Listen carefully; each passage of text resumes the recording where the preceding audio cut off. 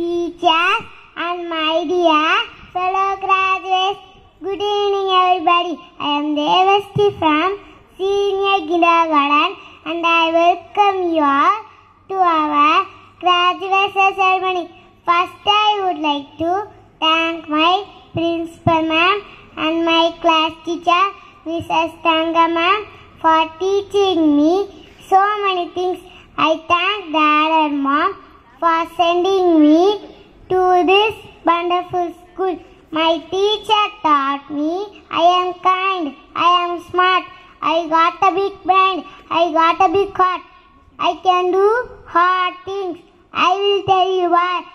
Don't give up and try and try. I am loud, I am strong and brave.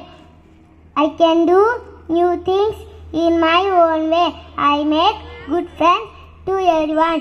Today is a great day, so let's have fun. Thanks a lot to Parmala St. Gregorius, my prestigious school. Thank you. Thank you for your wonderful work.